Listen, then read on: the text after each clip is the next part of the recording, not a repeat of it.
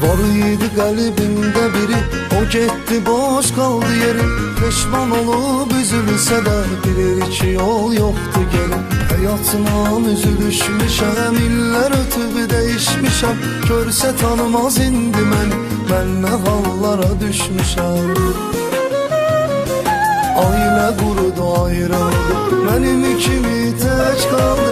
Ona mənsiz, mənə onsuz yaşamağımız haram oldu. Ailə qurudu, ayrıldı, mənim kimi tək qaldı. Ona mənsiz, mənə onsuz yaşamağımız haram oldu.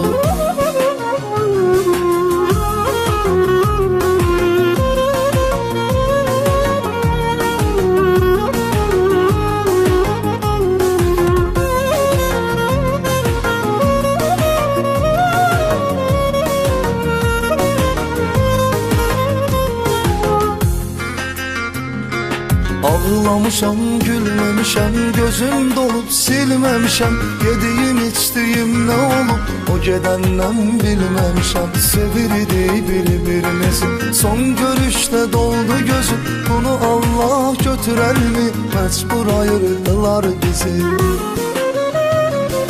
Ailə qurudu, ayrıldı, mənim kimi tək qaldı. Ona mənsiz, mənə onsuz yaşamağımız haram oldu.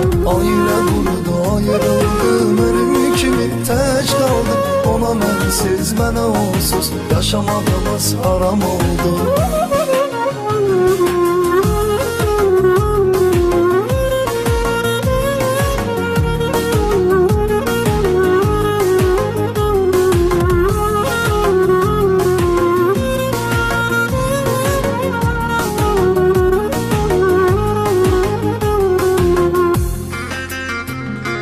Qalıram yuxsuz gecələr, mən çəkirəm nələr nələr.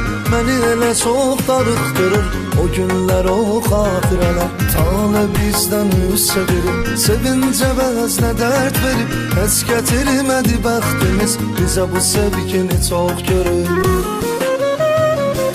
Ailə qurudu, ayrıldı, mənim kimi tək qaldı.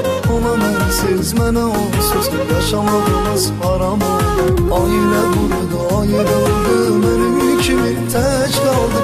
Ona mənsiz, mənə onsuz yaşamağımız haram oldu. Ailə qurudu, ayrıldı, mənim kimi tək qaldı.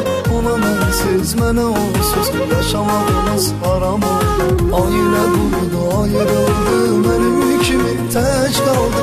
Ona mənsiz, mənə onsuz yaşamağımız haram oldu.